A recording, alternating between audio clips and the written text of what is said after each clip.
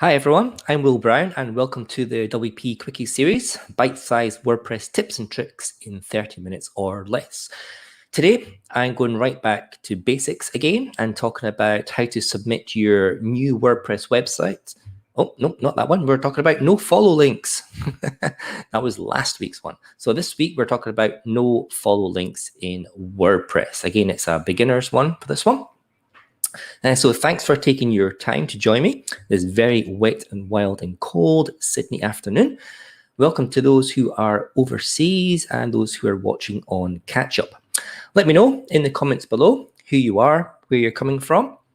And yeah, before we start, make sure you hit on the subscribe button and ding that bell if you're on YouTube to get my latest video updates.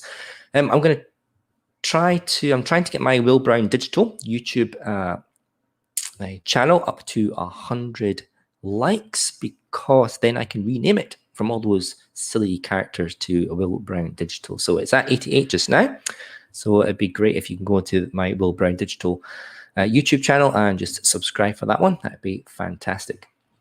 And so I've got some people coming online here. I've got Elizabeth and Joey J from Singapore as usual. Thank you for joining me, Joey. It's a real wet and wild, horrible Sydney day today. Yuck. So I'm glad I'm inside, which is lovely. Okay, so let's get cracking, because I'm going to try and keep these as quick as possible. We did overrun a little bit last week, just because we had such great questions from you guys. So thank you so much from that. Julia, yes, wet and wild today. It certainly is. Thanks for joining us, Julia. Okay, let's get going. I'll make this a little bit larger. Here we go. Okay, let's start at the beginning. What is a no-follow link? Now, a no-follow link, it's a type of link that tells search engines not to pass any link authority, that's link juice, from your pages or from your website to the other site that you're linking to. Now, you can attribute a no-follow to a link or to all links on a page by adding some meta information to the page header. So I'm going to show you how to do the links, but if you wanted to, if you've got a page that you don't want to send all that link juice to other websites for, I'm going to paste them in the comments below. So that's the meta name. So you'll put that at the very top of your website page for a specific page. Don't do it for your entire website. My goodness, don't do that. But for a specific page, if you want all the links on that to be no-follow, then it's a quick way of doing that rather than go through all the links on the page. But certainly do not copy that into the body of the entire website. Otherwise, Google won't follow any of your links at all. Okay. Why would you use no-follow links? So links or backlinks are an important ranking factor on all the search engines, of course. So when your site links to an external website, search engines consider that as a ranking signal, or just one of many ranking signals, but certainly a big one. So the search engine is going to pass a small portion of your website authority, or your link juice as it's sometimes called, to the other website that you're linking to. However, there are a few instances where you don't want Google to follow your links. And in this case, you want to add the no-follow attribute. So you're basically saying, I want to link to this place, but I don't want to give my authority towards that website. I don't want to be associated with it. So in some cases, you might not want that to happen. You don't want to have that association, that authority. So for example, sites like affiliate and sponsored links. So these are links that you're maybe getting paid to get money from when people click on that. But it's maybe not a particularly a website that you want, to be really associated with your post or your website. So that's a particular site you might want to do a no-follow on. User-generated content links as well. So if you're running a forum or if you've got a blog that allows people to comment on, people could paste links in there, and you really don't have any control over that. Well, you do for moderation, but if it's a large system that you're getting a lot of user-generated content, then you maybe want to consider putting those on to no follow links as well, because you don't know what they are, you don't know what people are linking to, you don't want that being associated with your website. And dubious websites as well. I know it sounds a bit crazy. Why would you link to a dubious website? But sometimes if you're writing something like a blog post, and you might find there's a reference that is useful for your visitors, but you don't really want your website to be associated with it because it might be a little bit, trashy or spammy or something like that. So those are the types of websites. There's probably many more that you want to use a no-follow link with. And just a little note that Google, on March the 1st last year, so 2020, they noted that their search algorithm now uses no-follow as a hint rather than a directive for crawling and indexing purposes. So whereas before, last year, Google would see a no-follow link and it would not follow it, now they just take a hint. So they might follow it now. So so the no-follow is kind of taking a little bit of a back seat as of last year.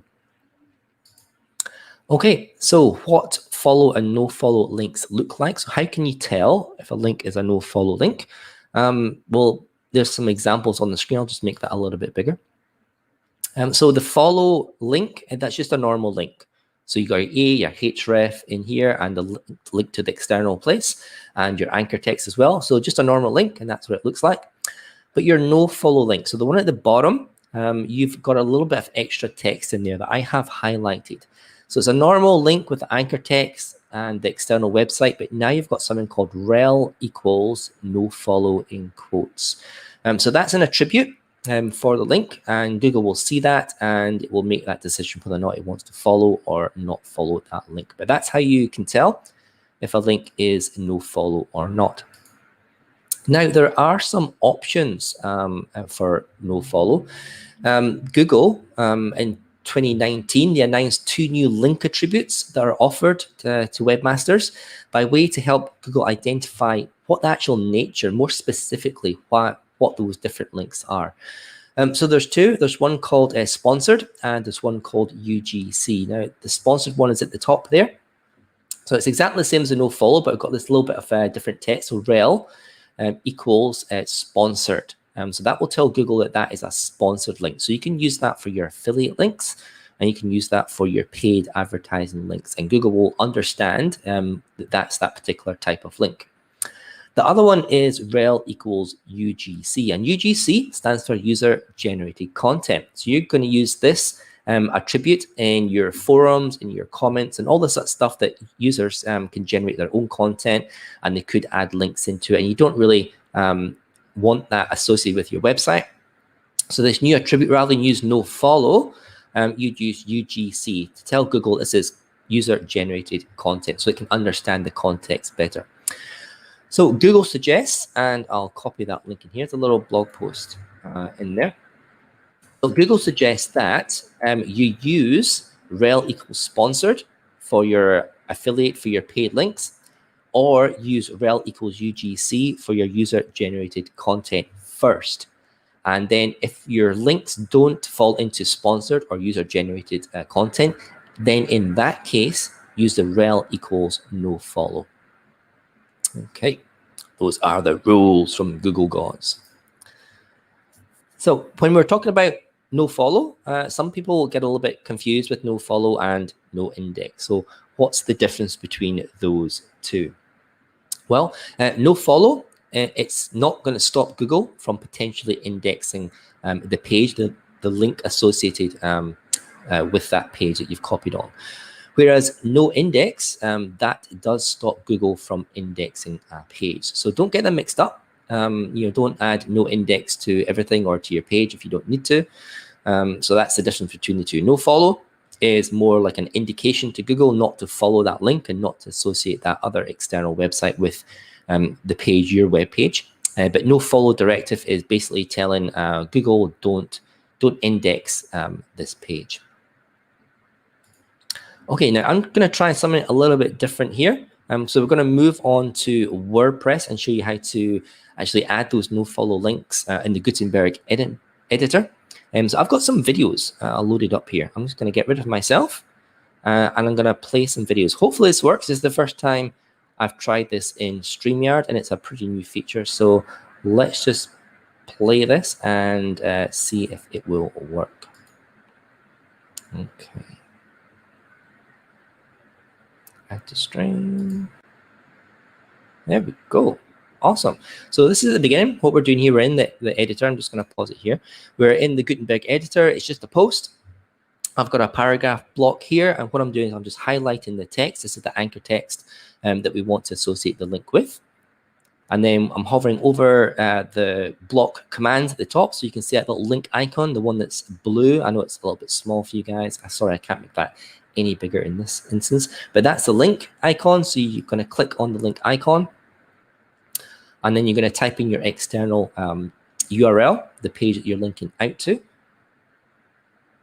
And you have a choice whether to open up in a new tab or not, but that's all the options you have there in the default Gutenberg editor. So you're going to click on the URL, and that sets it as a link. Now, the next thing you have to do is go up to the top here with the three little vertical dots, ... That's the options for that particular block. You're going to click on that, and then click on Edit as HTML. And what that does is it converts that whole block into HTML code, so you can get the code behind it. Okay, now you want to go and find this rel. It might be there, it might not. It usually is there. It's usually got something called no referrer and no opener. We can talk about that later if you want to know what they are. But just delete those and then type in Nofollow.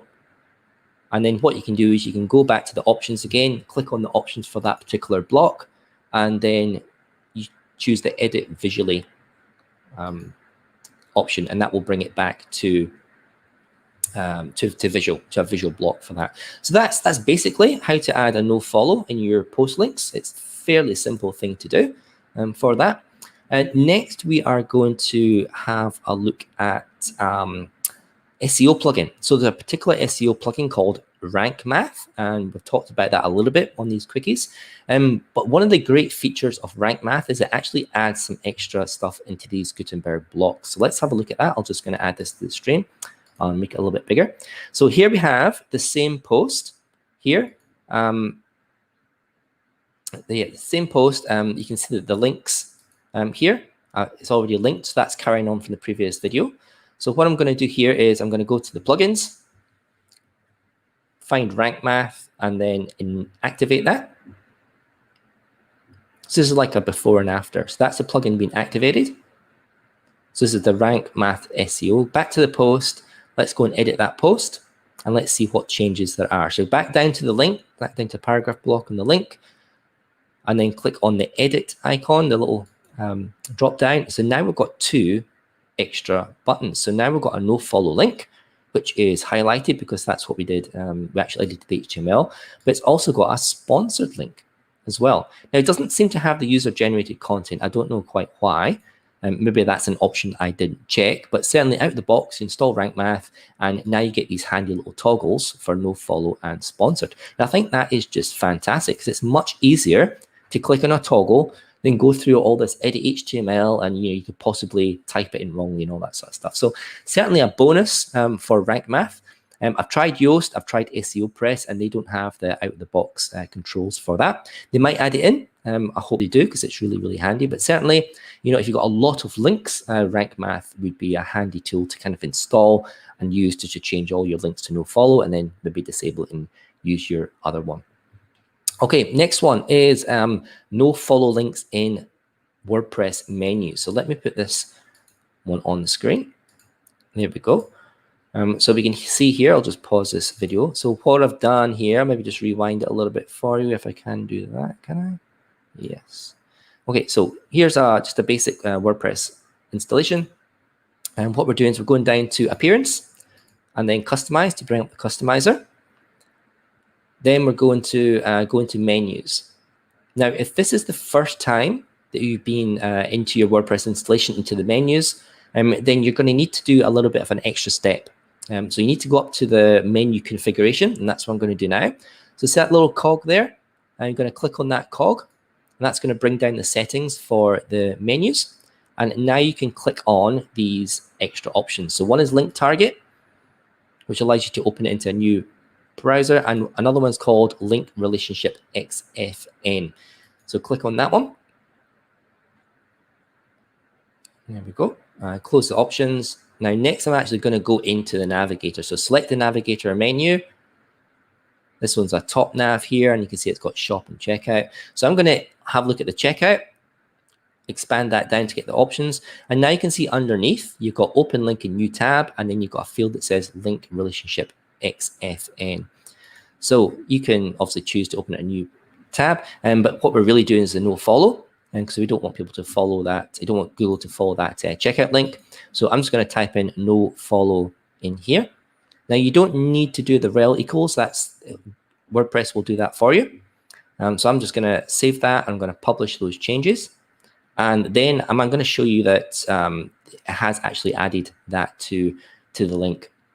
So here's the front page of the website. I'm going to go into checkout, right-hand click in Chrome and inspect. And I know it's very, very difficult to see down there, but essentially where the mouse is just now, it says rel equals nofollow.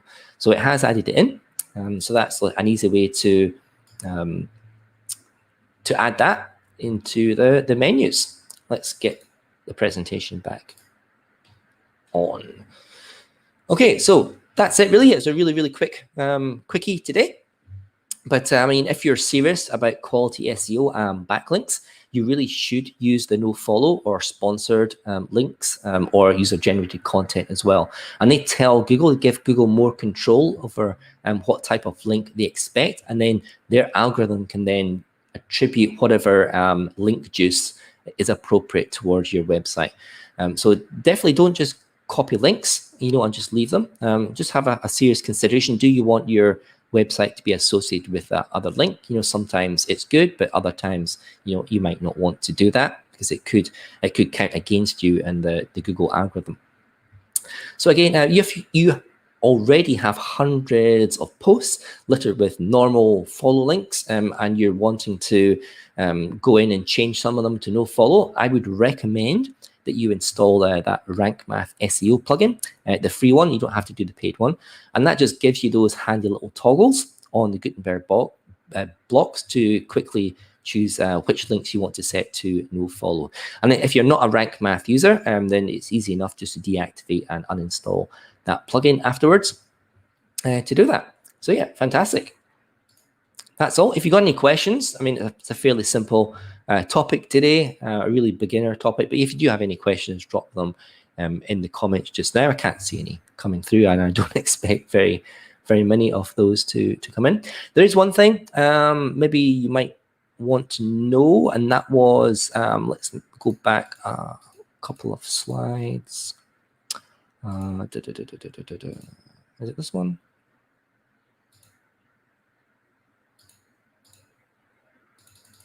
Okay, probably I don't have a slide for that.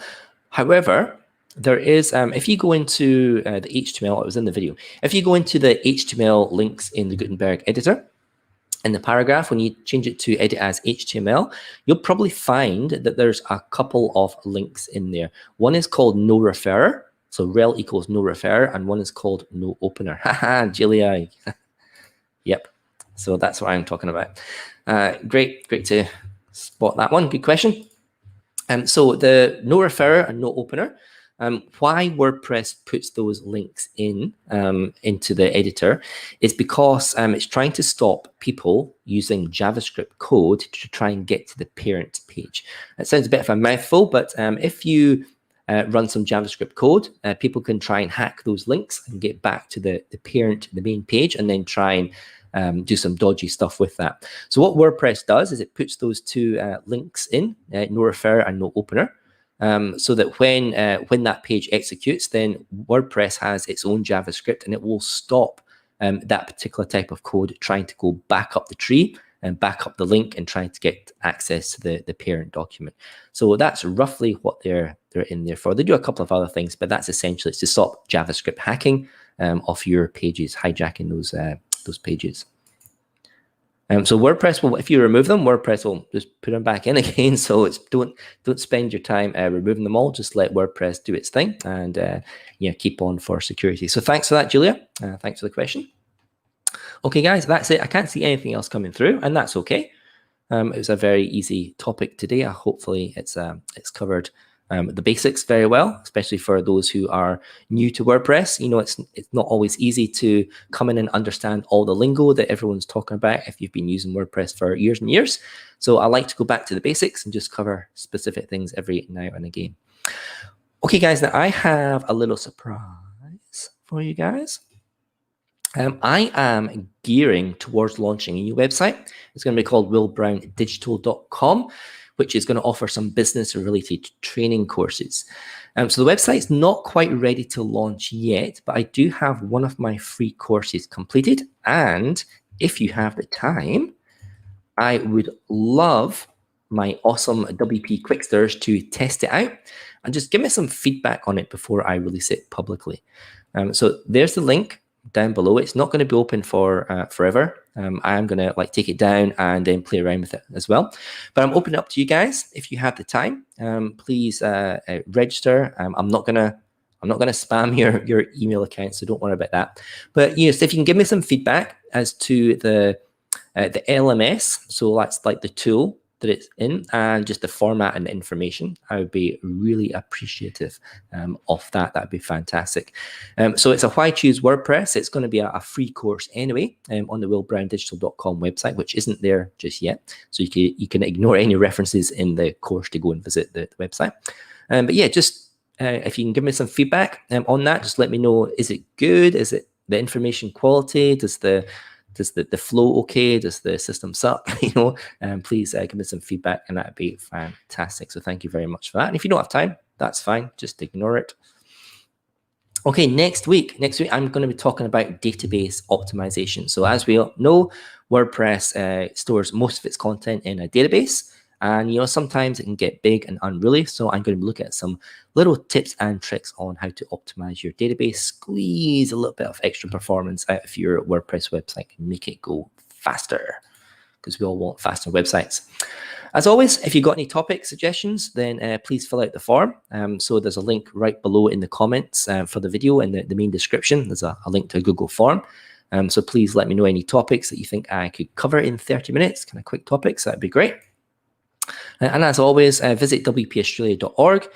Some of the WordPress meetups are starting back up in physical locations now, but that will tell you all the websites that are happening in Australia. So if you're in a different location from me, from Sydney, then you can find out which one is your local one. And just a reminder as well to hang out in Slack, so wpaustralia.slack.com. And if you visit wpaustralia.org, there's a link there, join us on Slack, that will tell you exactly how to join up for that Slack account. So the Slack account, it's just like little chat rooms, little forums, and us developers and designers and experts all hang around on there all day and don't do any work. So if you've got any questions, join us on Slack and hit us up in one of those various channels. You can connect with me as well. Happy to do that. I'm happy to connect with you on LinkedIn. I'm on Instagram as well, and sometimes on Twitter. Okay, that's it for just now, guys. Thank you so much for joining me. And join me next week on database optimization, and take care of yourselves until then. Ciao.